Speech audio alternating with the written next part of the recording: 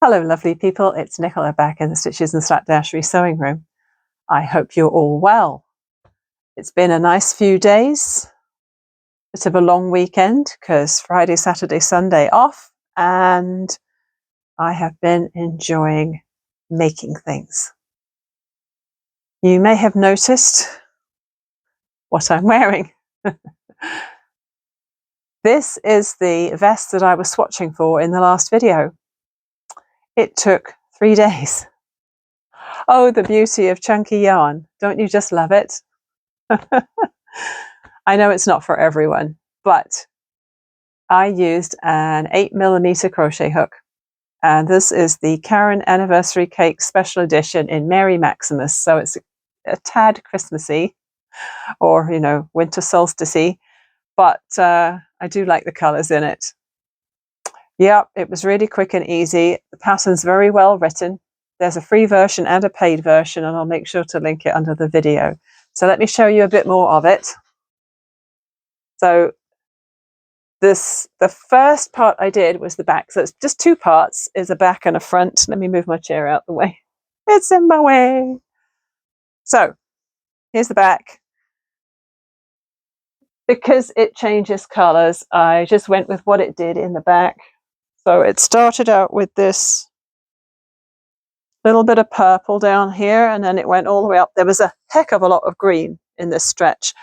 I wasn't super happy with that, but there is at least enough of the brown and the red at the top to make it look like it's a number of different colors and not just be all one color. So when I got to the front, it started as where did it start? I think here. So you do your single crochet across, and then you work into the stitches along the side and work up with half double. And that would be double crochet and half treble for you in the UK. And so it went up and up and up, and I thought, if there's this much green in the back and it does the same on the front, there will be no brown and red on the front. So I did trim a little bit of the yarn ball out. As it turned out, I don't think there was as much green in the repeat, that part of the repeat, as on this side, but I didn't want to risk it. So I took a little bit of the blue and green out so that I was enjoying a little bit of the brown and red at the top. In one way, I would have liked it if my top part had had these lighter colors with the purples and the blues and greens next to my face, and then the reds and browns at the bottom, but that's not how it worked out, and it's fine. So yeah, super easy, across the bottom, up to the armhole, decreasing, straight. And then for the back, she just does it straight across at the back, and I just did my last row as on it little, just like 6 inches at each side, so that there was a bit of a dip at the back, just one row deep. And then for the front, you just ignore these ones at the front here, and you do 2 little straps about, I think it was 5 rows deep. And then you sew the shoulders and the sides together, and then go around the neckline, 2 rounds of single crochet. So easy, so quick. And yeah, it's actually very comfortable on. It's more cropped than I would have liked, even though I added 6 rows in this straight section here. So if I hadn't added 6 rows, it'd have been right under my boobs. That would have been far too cropped. Definitely too short. So I do suggest looking carefully at the pattern. I made the large, and I got gauge with a 9mm hook. Actually, yes, it was supposed to be an 8mm hook, but I needed a 9mm to get the gauge because I crochet a little bit tightly. And I got gauge for the large. So the width is, I think, 21 inches for front and back, so 42 around, which gives me just a teeny bit of ease. And then she said that the finished length, if you followed her instructions, was supposed to be 17 3/4, and I was like, that's far too short. I measured the other vest I had knitted, out of the same yarn last fall, and I added 6 rows, which was almost 4 inches to the length. So yeah, it's still hitting right on my waist, but I'll still wear this with jeans, and then have a t-shirt or a shirt underneath. I'll just leave it untucked and it'll just show sticking out the bottom. But yeah, very fun, very quick little project. Definitely recommend it. I think I'm going to have to take this off now because it's very warm. And I already got warm enough when we went out walking this morning. It wasn't really hot, the weather, but of course, anytime I start to move, I start to get sweaty. So I'm just going to whip this off. Give me 1 second. That's better. So I'll show it to you off. I don't know if it's easier to see that way, but there it is. Very cute.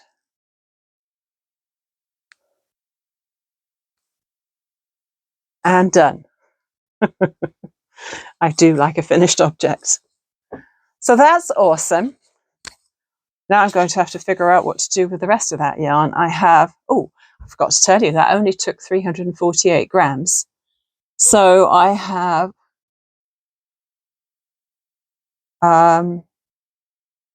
650 grams-ish left of that one ball, and then another 1,000 gram ball as well. I could make a whole blanket with that, couldn't I? And I may yet do that. It's not really the best time of the year to make a massive blanket because it's getting a little warm, but we'll see. I had a little hankering to make some Pride themed things this week because it's Pride month. June is Pride month, and I like rainbows anyway. I'm not wearing any earrings today. It's Sunday. I did not wash my hair today, so it's a little wild. And I did not dress up for this at all, as you can tell. But I had this piece of Pride themed quilt cotton. It's not officially a rainbow in that it does not have purple. It has pink, and then it goes red, yellow. Hang on. It goes pink, red, orange, yellow, green, blue. Oh, it's not really officially a rainbow, but I love it. So what I ended up doing, I had this pillow form. I have no idea where I got it from. 14-inch pillow form.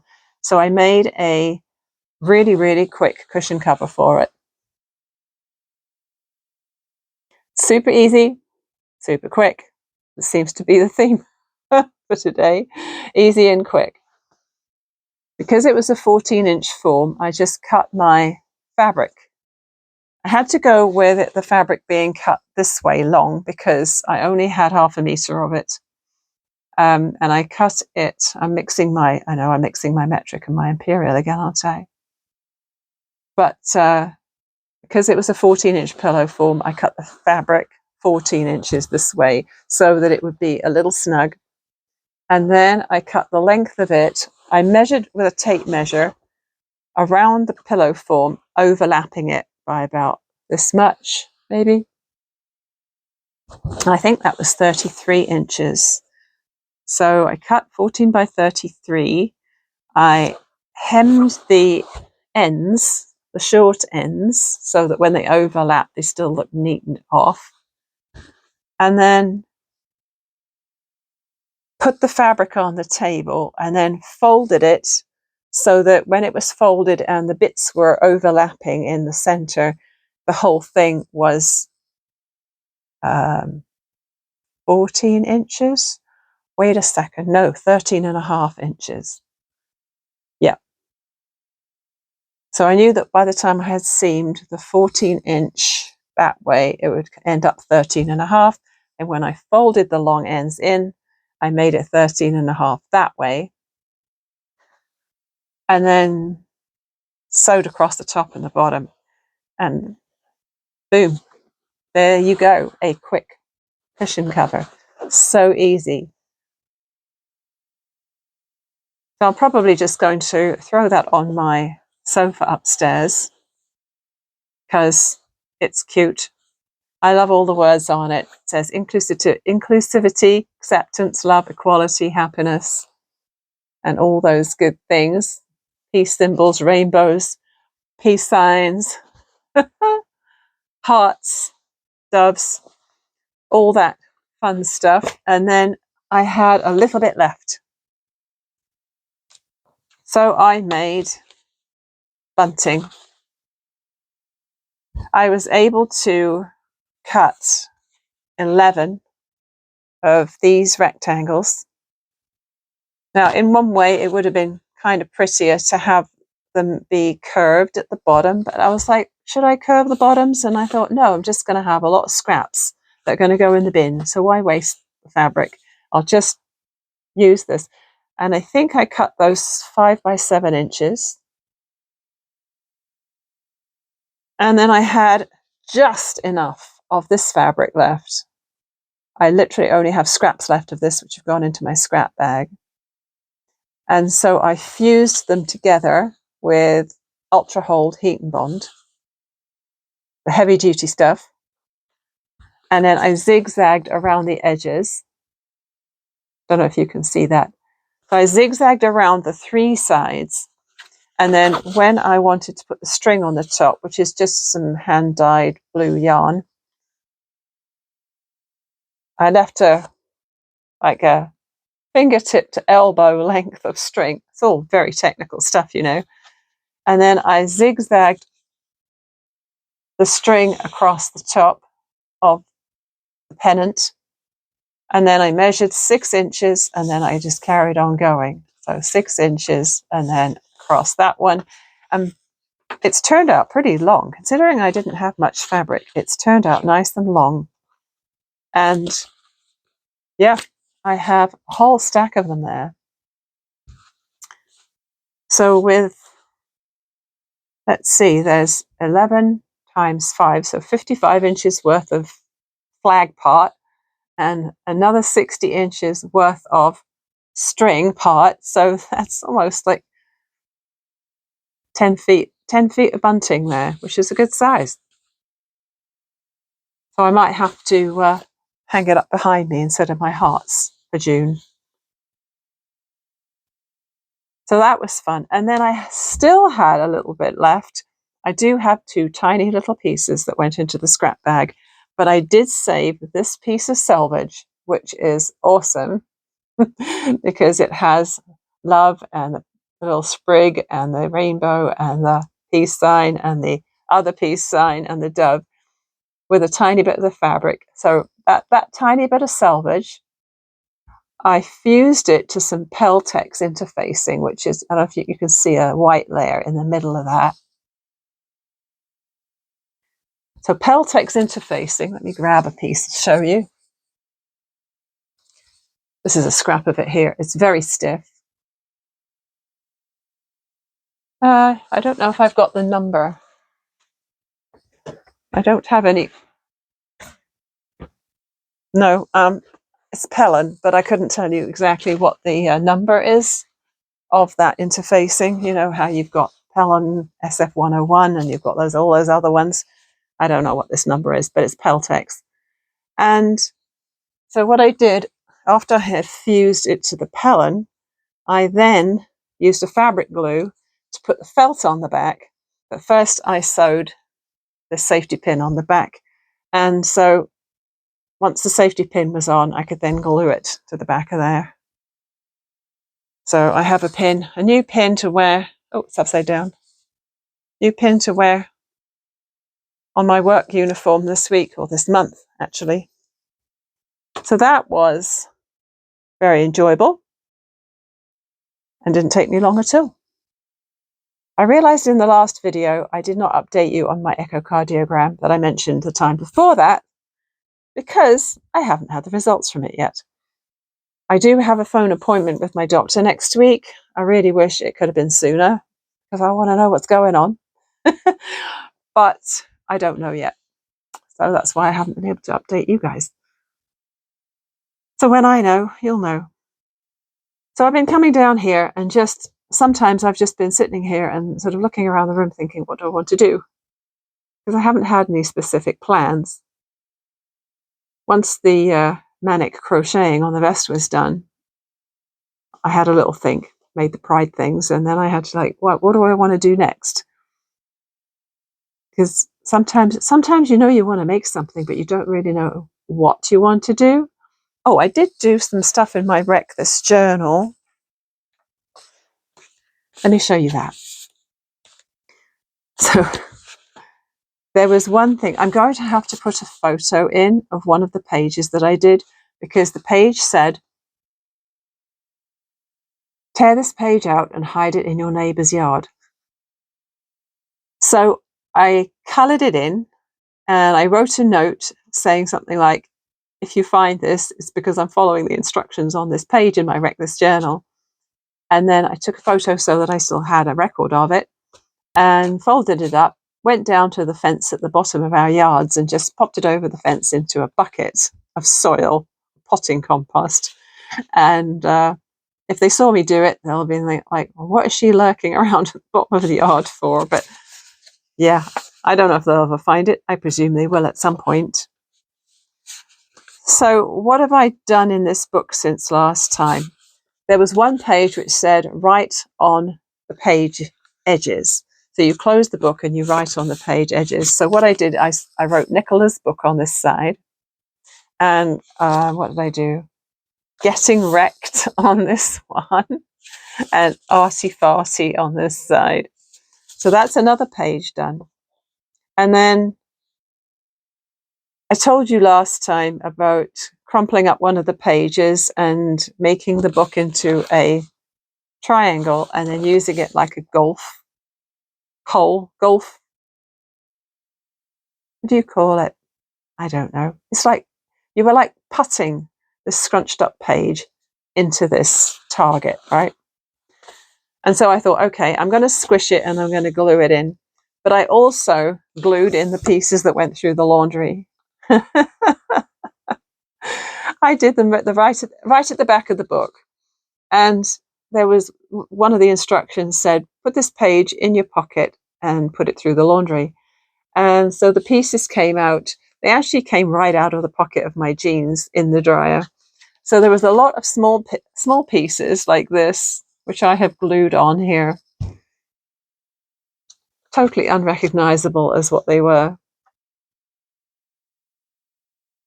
And then I wrote on the other side, I said, these are the pieces, these are the bits from when I left a piece of paper in my jeans pocket and put them in the washer and dryer.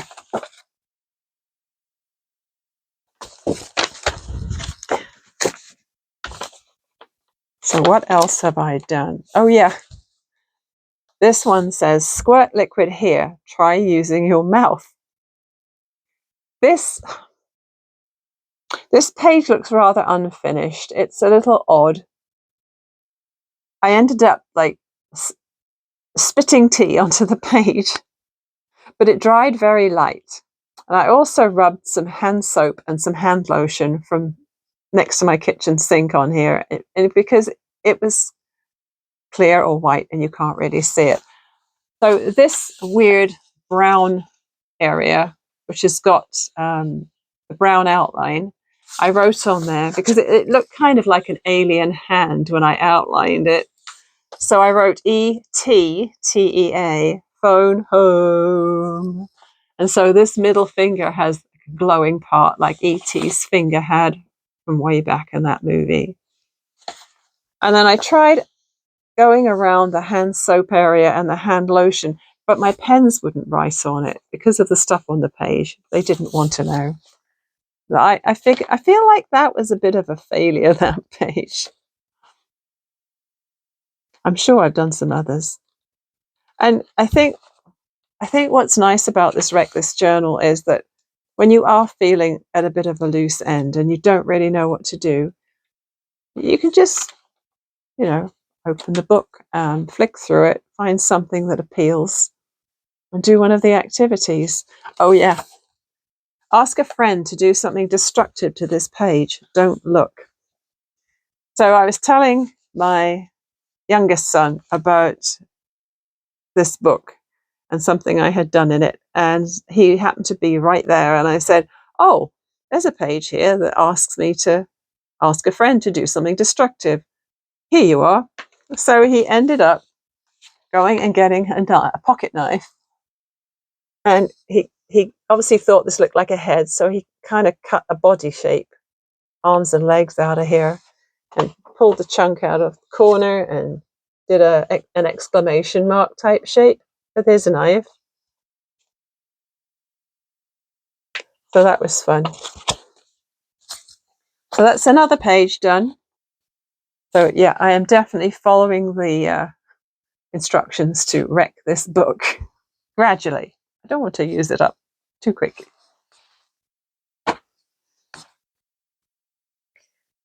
And one of the other things I did, I needed something fairly mindless yesterday.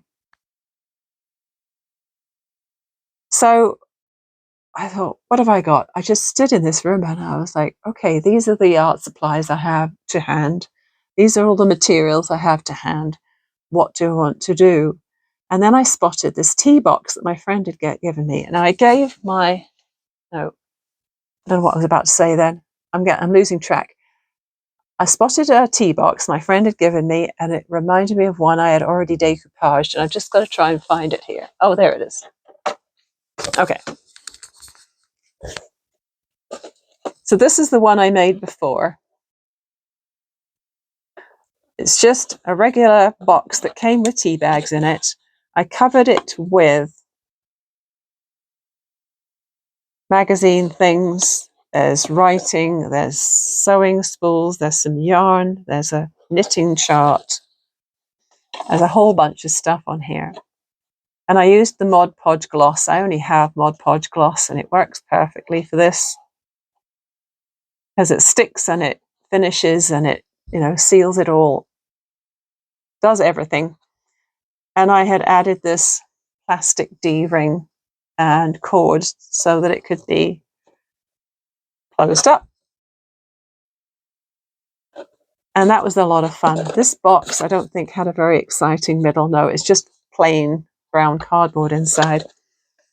But this one was a lot prettier. So let me just show you, see if I can try and open it. So the inside of this was a lot prettier. So I did my best not to get any paper or glue on the inside. I don't know if I completely succeeded. But this is the one I made last night.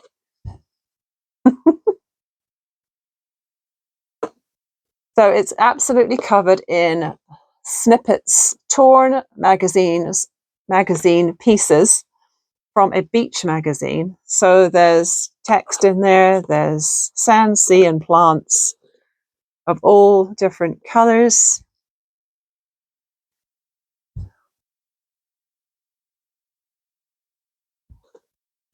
And this morning, after it had dried overnight, I added a button because this is where it opens and it's a bit easier to grab with a button. Plus it just felt like it needed something right there. And then I had this trim and I was debating with myself whether I should add this trim. But when I realized that it was the perfect length to go around the box, it just seemed to be made for it.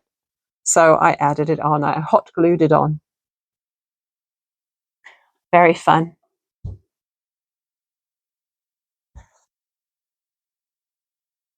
So for decoupage, yeah, all you need is a paintbrush, some Mod Podge, or even watered down white glue. It doesn't even have to be Mod Podge. And an old magazine that you don't care about tearing up. And any sort of box or container that you have lying around. Just don't throw it in the recycling. Hang on to it and cover it with fun bits of magazine. I decided to make it all from the same magazine, so it had a bit of a beach theme. I'm not sure that my trim has a beach theme, but I love the colour, so it doesn't matter. So now I have two boxes. Ooh, that one's quite a bit bigger.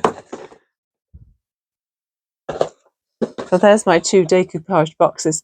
And I do have a much larger cardboard box still to cover, which used to have Yorkshire tea in it. And that's going to be the next victim of Mod Podge and magazine pages, I'm sure. My next little project is going to be some snack bags. I'll probably donate them to the festival for the silent auction. I've already got 2 very large recycling bags full of about 100 items to go to the auction. But you never have too much stuff, right? To make money for a good cause. So here's the plan. This little snack bag that I made probably, I don't know, a year or 2 ago. I'm pretty sure I used it when I first started working at Michael's, and because I remember one of the staff who was working there then but isn't now, and he said, "Oh, I love snack bags, that's amazing." And I did consider making him one, and then he left. He had some health problems, I think. But this one, I didn't make this one very well because the snaps aren't quite lined up, so it doesn't close very smoothly. But it doesn't matter because it's just for me, this one. And it's very basic. I probably got the idea online somewhere. So when it's opened out, it's 6 inches square, 15 centimeters. It's a very, very simple bag idea. It has ripstop nylon on the inside. It's not a special food safe product. It's not waterproof. It's water repellent or water resistant, I guess you call it. But for me, I'm quite happy to use that for dry snacks, like nuts and raisins or something like that. So what I'm going to do today is I am going to make some, hopefully if this works out, I have some raspberry fabric. I have some tomato fabric. And I have some Brussels sprout fabric. I got these before I left Fabricland, either before I left Fabricland or maybe it was when they were closing the local branch down. And so maybe they were marked down nicely. I can't remember because they weren't cheap. I know they weren't cheap originally. What I find with this one is it's a bit small because by the time you've folded it down and you've snapped it shut here, it gets pretty tiny. So I have decided to add 2 inches to the height so that hopefully when it's folded down, it'll be about this size. So I've cut my fabrics 6 3/4 by 8 3/4 to allow for a 3/8 of an inch seam. I should probably put the metric on the screen for you there. Now that I've said that, I'll remember when I'm editing. I've cut it out of the raspberry fabric and the ripstop nylon. I'll make this one first before I cut the Brussels sprouts and the tomatoes because I don't want to go cut it all out and then not be happy with it. So it's going to be really basic. It should be nice and quick. I have a billion. I'm not exaggerating. Cam snap type snaps in various colours. I bought a whole bunch from the big store named after the South American river a long time ago. I have enough probably to last me for the next 20 years. So I will use some of those to snap my bag shut. So what I'll do is I'll change you over to the overhead so that you can see the process. We'll see how it turns out. Now, in theory, this should be really, really simple. I've got white thread in there because when I close the turning gap on the ripstop nylon, the white will look best, and it doesn't really matter what I use on the raspberries. I'm not too worried about that. I picked these green snaps to go. They're not quite the same green as the leaves, but I'm not worried about that either. Oh boy, Nicola, you're doing your usual slapdash thing. So I haven't looked up a tutorial for this. I have no idea where I got the original idea from, but I'm just going to do a really, really basic method. I'm going to put my short end of my raspberry and the short end of my ripstop nylon together and sew across. Now, ripstop nylon may have a right and wrong side, but you know what? From the distance I'm looking at it, it looks pretty much the same to me. So we're just going to wing it.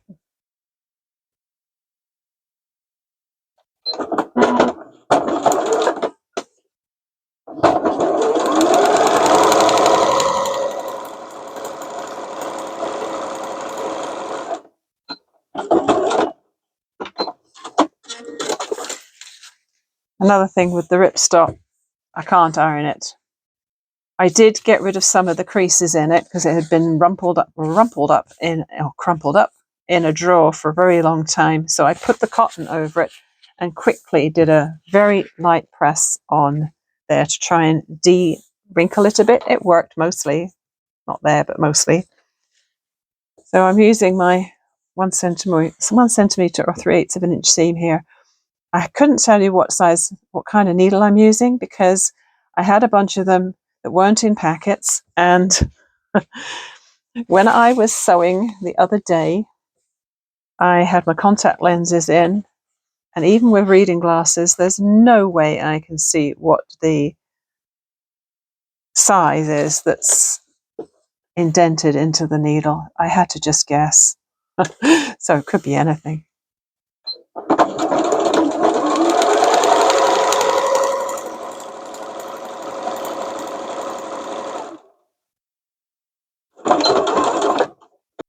If I sew it like that with the seam allowances going in opposite directions, hopefully it'll look better.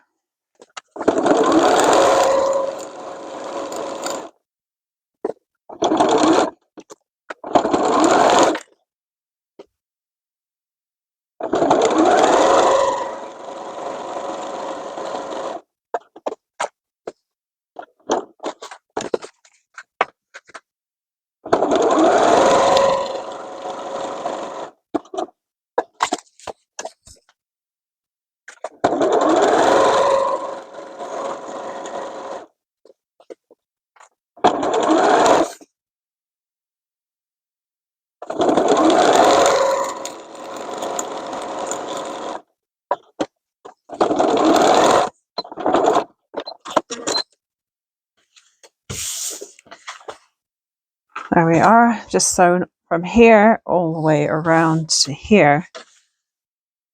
Now I noticed that corners in here are quite bulky where I have turned it through. It feels untidy. So I will just grab my scissors, stab myself in the leg, which I didn't mean to do, and trim off my corners just to make it a little bit less bulky. So what I will do when I've made this, I've thought about doing this with all of my handmade things for donation. I'm going to put a tag on this to say pre-wash before using, and just put dry snacks in here because it's not waterproof.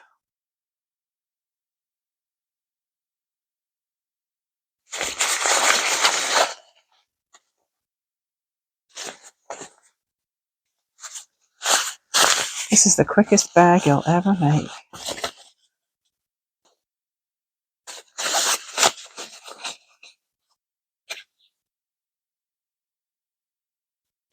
And really the only tricky part is getting those snaps lined up perfectly, which I did not do with the piggy bag. I wish at the time I had bought all of the vegetables and fruit prints that they had. But they are a lot of fun.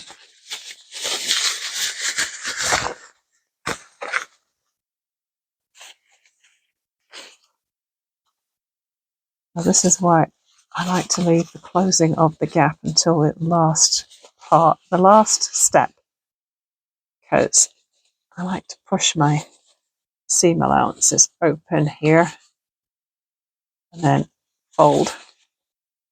There's a good chance that this is going to be too narrow to go over my free arm on the machine. I'll have to check it, hoping it'll fit over it. If not, I'll have to turn it inside out so I can sew from the right side.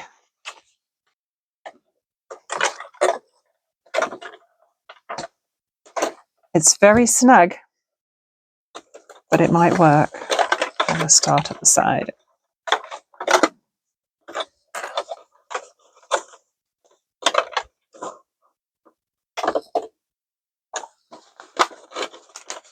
This is where the clips are a pain because they do tend to catch as it goes around the free arm. So they'll probably get pulled off as I'm sewing. All right, let's go from a 2.6 up to a 3.5.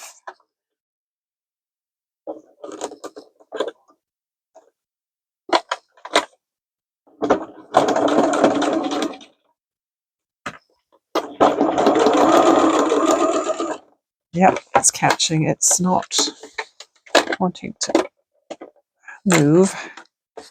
Well, that would have been a bit neater if I had not had the clips on there. They did kind of drag as it went around the free arm, so I'll have to try and do with fewer clips next time and take them off as soon as possible. All right, so let me just do this next little stage. This is the last bit of sewing, and then I can put the clips on. Not the clips, snaps. I know what I meant. A little bit of finger pressing should do the job. In fact, very quickly like that, and then just edge stitch back with the 2.6.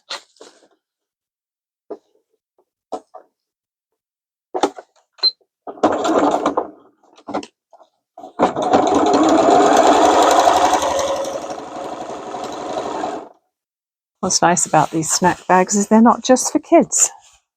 But people think, oh yeah, school lunches, but hey, I need to take snacks to work, so I use these things myself.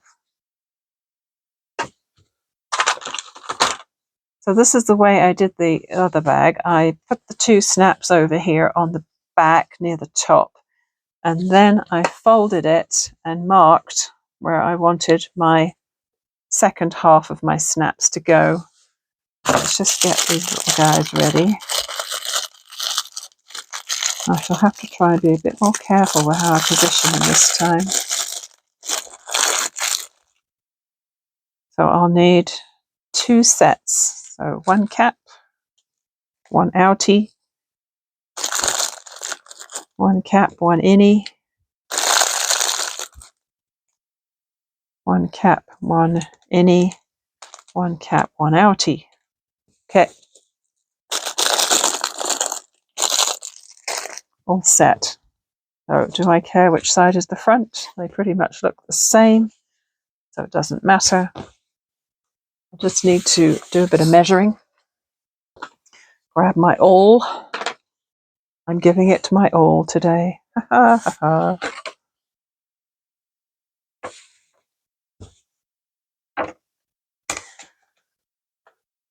I've got a 6-inch measurement. Looks like I positioned the snaps 1.5 inches from the edge last time, which seemed to work. Grab a pen. I can use any pen for this really because it's going to be covered up. So I'm going to just do that. Go 1.5 inches in, make a dot. And 1.5 inches in, make a dot. It's definitely not a fabric pen. Normally I would not use that one on fabric.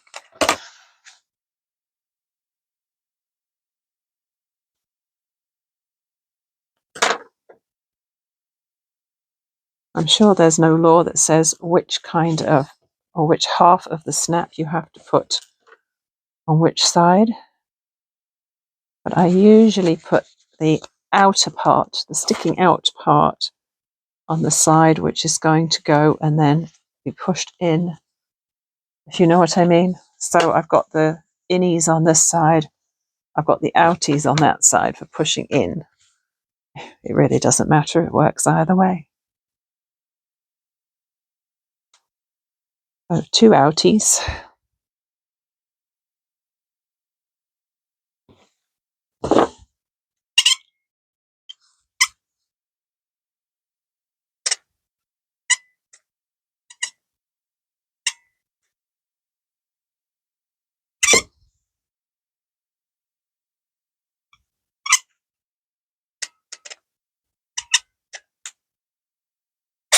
I believe the official term for this is the squeaky tool, because they always make that noise.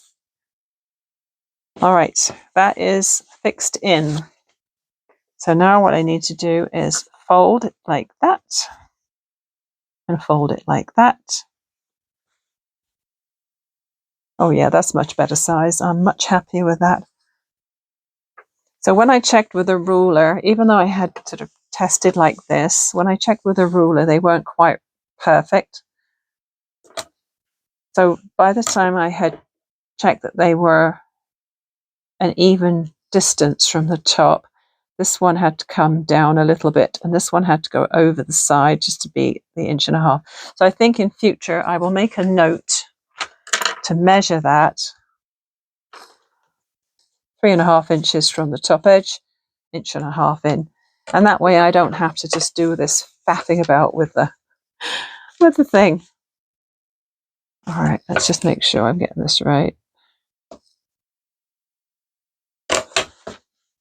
So this hole is going here.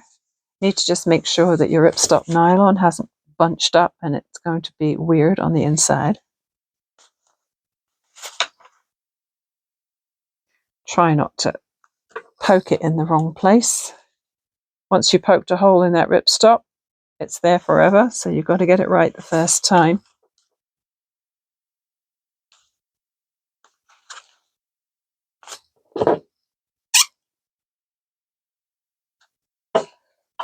This is the tricky part. That was a bit more of a faff than it should have been, but there we are. So there's my 2 innies, there's my 2 outies, and so all you have to do is do the double fold over. Ta-da! Done. I think it took longer to put those snaps on than it did to sew the bag. That was just me being a fumbler. So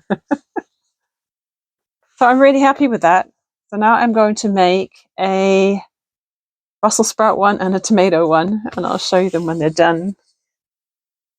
Well, those are very simple bags, but I had a little bit of a struggle.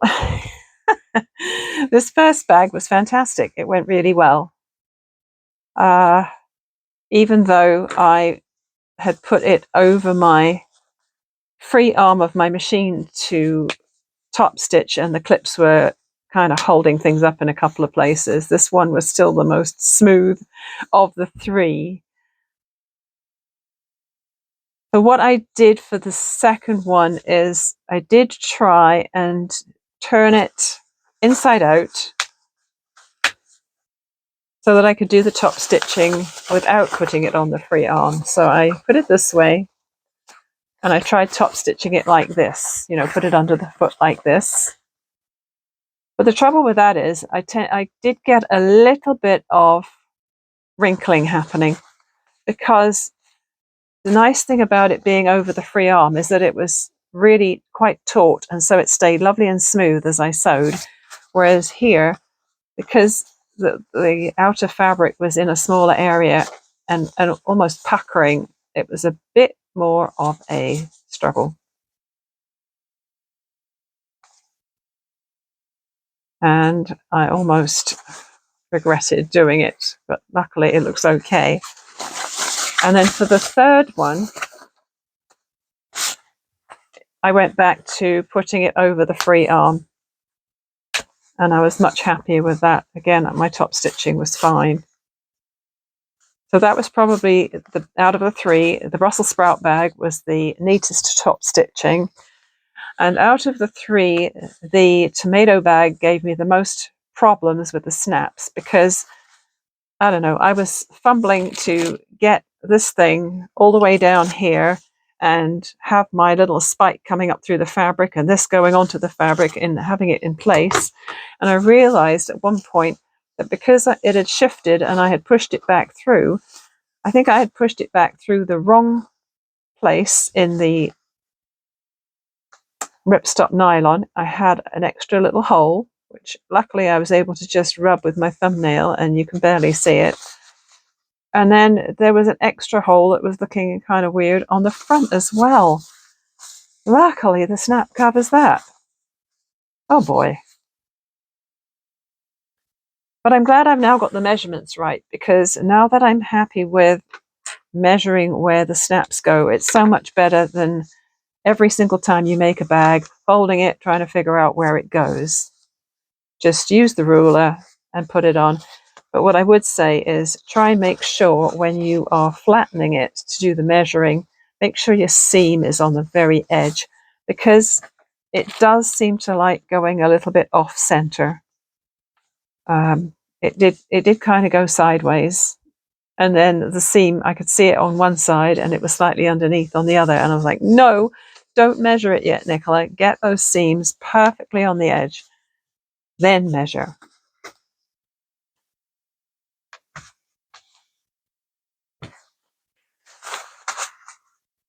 At least they are done, and it didn't take me long. A little bit of fighting with the snap pliers, but oh well. And I think I got the fruit positioned the right way up. The tomatoes definitely all look like they should go this way up. Brussels sprouts seem to be correct going this way up. I don't know if it really matters. And I used red on the Brussels sprout bag and green on the other two bags, just as a contrast. I think that it's nice to be able to see the snaps and not be hunting them down every time you want to close your snack bag. This is going to be a really quick outro because my phone almost died. I have it plugged in, but it's at like 1%. And it's probably not going to be very happy with me right now. So let's just have a quick last flash of the snack bags, which are very adorable. And now I think I want to make myself some more, just for fun. I have a couple. I have a zippered one and I have the one with the little pigs on, which now I can't find. I don't know what I did with it. It's buried over there somewhere. So that was a productive weekend.